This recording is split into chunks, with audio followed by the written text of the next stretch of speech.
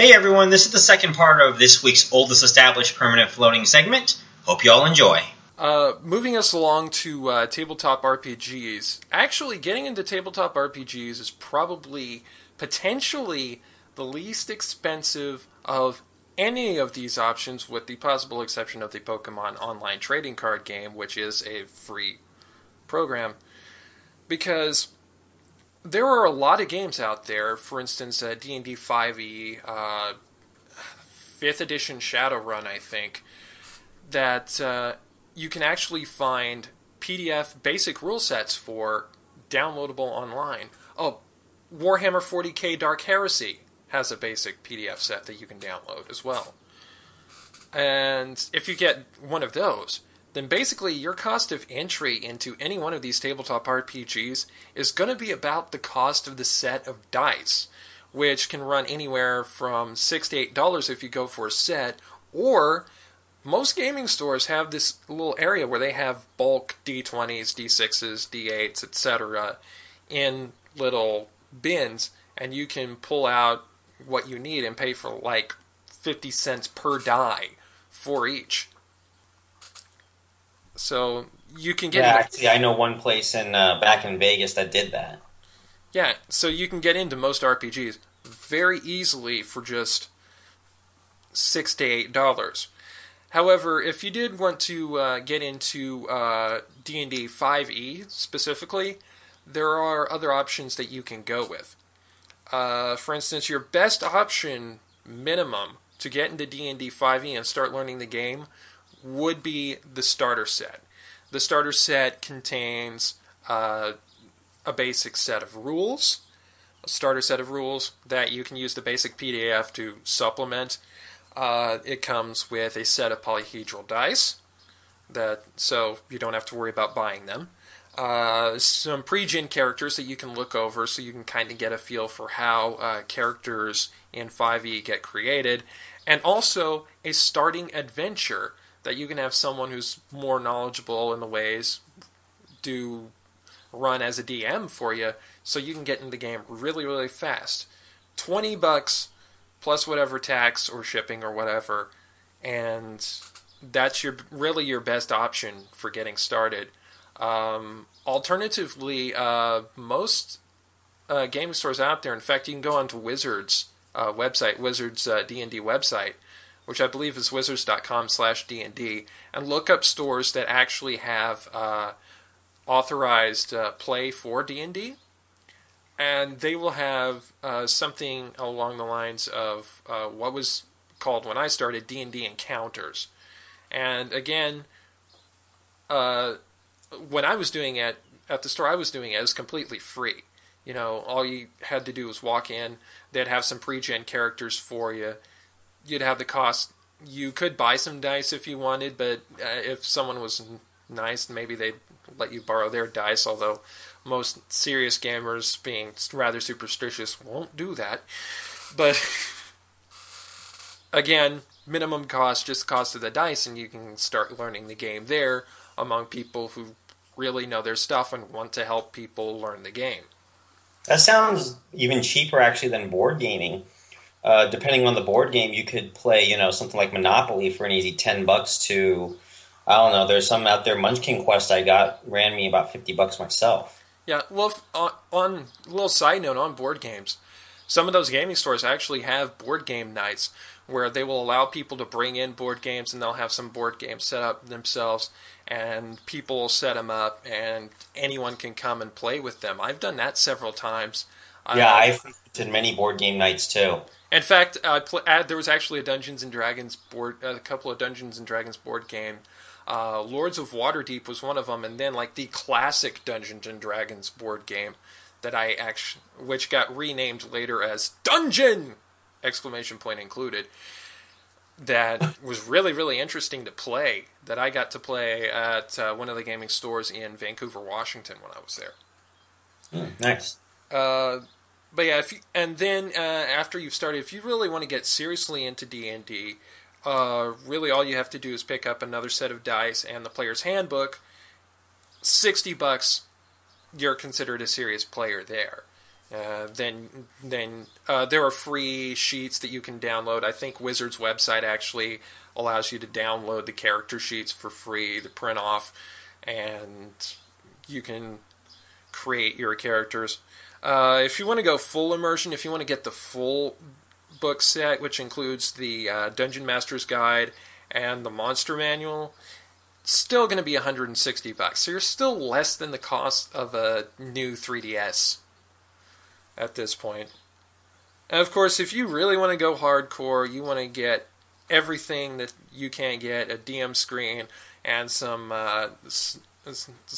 supplemental adventures that you can run with people, you're really going to be maxing out at about $270, which is a little more expensive than your average competitive Magic deck. But even so, you're still probably going to be getting a lot more value out of it, especially if that competitive deck starts getting some cards in it mass banned. Yeah, especially since most professional Magic players that I know never have just one main deck that they use. They have several decks that they use. But really, for tabletop RPGs, all you really need at the most, unless you're planning to become a dungeon master, is the player's handbook and the dice. Maybe the monster manual if you want to kind of play a little loose with what your race is, try something a little different. But otherwise, $60 you can play 5e with anybody at any time. And now for the fun stuff. Neither one of us play what is called wargaming, but wargaming is generally considered to be probably the most expensive form of gaming that you can get into. Other than vintage Magic. Yeah, part of the reason for this is because of a lovely little company called Games Workshop and their flagship wargame, Warhammer 40k, which is generally considered to be the most expensive wargame to play, and Games Workshop not doing people any favors on that front. For instance, if you just get the initial box set, which is called Dark Vengeance, you will get a basic set of the rules and a group of 48 miniatures, which are not painted. We'll get into that in a second.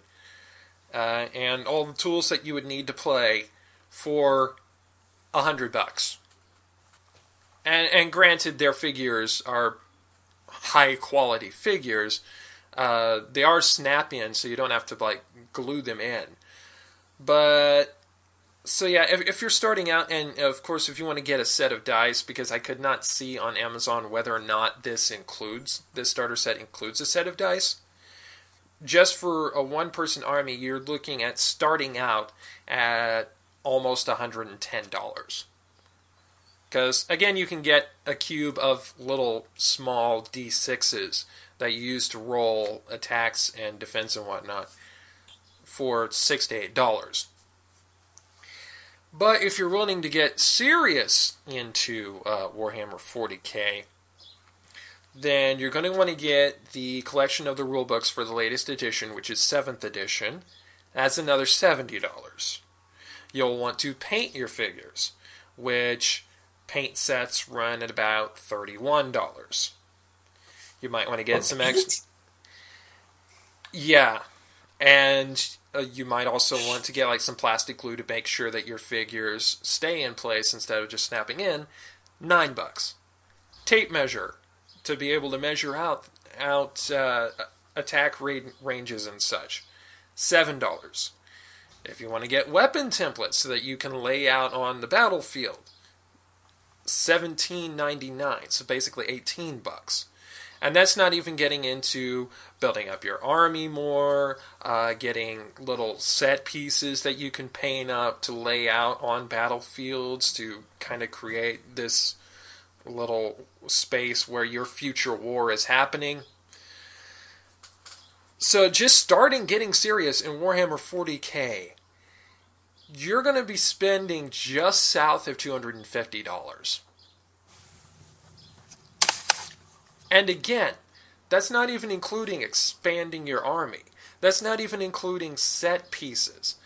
That's not even including having to replace your paint set once your initial paint set runs out. That's not including having to replace brushes. So, I've heard of people who've literally spent over $1,000 on their Warhammer armies. Not even kidding. And that's not even going into the time investment, because learning how to paint these little figures takes a lot of time. In fact, I don't think I could ever do it because my hands just are not that steady. Mine definitely are not that steady. So, okay, you want to get into Warhammer, into wargaming, but you don't want to spend that much. Fear not. There is a slightly less expensive alternative. War Machine, from the folks at Privateer Press. Their starter set is a 2-player battle box that includes figures, which again are not painted, but that's okay. The rules set, the basic form of the Mark II or 2nd edition rule set, and everything you'll need to play, including a set of dice, $89.99. Now, if you want to get the full rule set, the full rule set is a paperback book that is $24. So that's less. Now there is a supplement to that called Vengeance, which gives you more rules and various different other armies. That is full price, $44.99, but you can find, as with all this stuff, you can probably find them on sale various different places like Amazon or even at your local game shop, if you look hard enough. So, if you're just wanting to get a little bit more serious into it, you haven't quite broken $200. In fact, $167 by my calculations. Again, not accounting for tax and shipping and whatever. But and I believe that's also including a paint set if you do want to paint your miniatures. But the thing is, their paint sets don't include brushes. The basic paint set that comes with, that I looked at for $40K, does come with the brushes as well. But with War Machine, you do have to buy your brushes separately. So that's another $17 on top of the $17 for the paint. If you want to get another set of dice, it's another $8.